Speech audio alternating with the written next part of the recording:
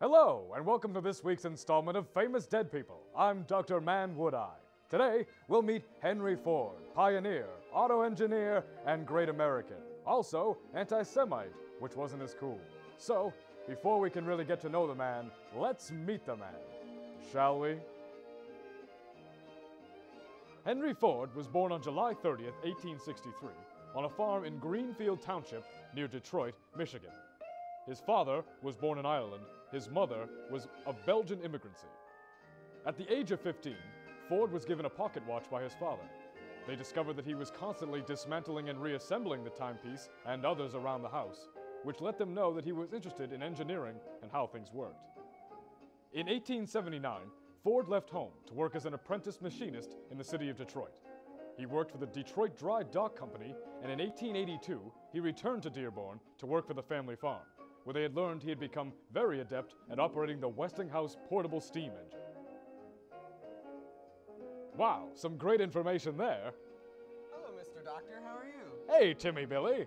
Is it true that Henry Ford invented the car? No, he didn't. Actually, the Oldsmobile Company and the Ford Automotive Group were the first to mass-produce cars with a steam combustible engine. The idea of a horseless carriage was actually pioneered about 15 years prior, but by the late 1800s and early 1900s, the Ford Company was leading the way in the horseless carriage industry. Well, Mr. Doctor, wasn't that with the help of the assembly line? It was with the help of the assembly line, which, Timmy Billy, was not a Henry Ford invention. He used it and pioneered it in the automotive industry to make his cars more reliable, faster, and easier to mass produce. However, the assembly line, not Mr. Ford's invention. Wow, very interesting, Mr. Doctor. Isn't it? Well, Mr. Doctor, with all this information about the car, what is the impact of all this technology? Well, Timmy Billy, America changed drastically because of the mass production of the automobile. In fact, here are some facts I think you might find informative. Go have a seat and take a look. Thank you. At the beginning of the century, the automobile entered the transportation market as a toy for the rich. However, it became increasingly popular amongst the general population because it gave travelers the freedom to travel when they wanted to and where they wanted. As a result, in North America and Europe, the automobile became cheaper and more accessible to the middle class. This was facilitated by Henry Ford, who did two important things. First, he priced his cars to be as affordable as possible. And second, he paid his workers enough to be able to purchase the cars they were manufacturing. This helped push wages and auto sales upward. The convenience of the automobile freed people from the need to live near rail lines or stations. They could choose other places.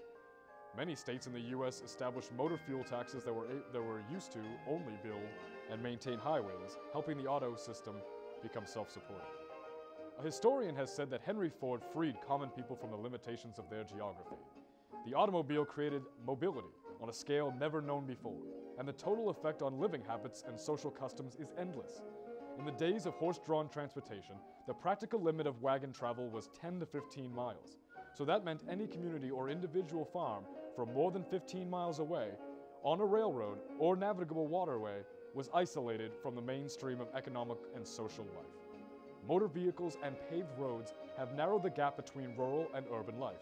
Farmers can ship easily and economically by truck and can drive to town when it's convenient.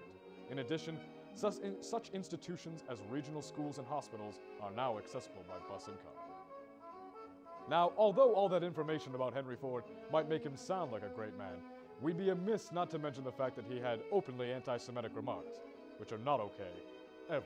No matter what you accomplish in this world, it's important to be tolerant. And that is the more you know. So we thank you for joining us on another episode of Famous Dead People. I'm Dr. Man Woodeye, and this has been a piece of history.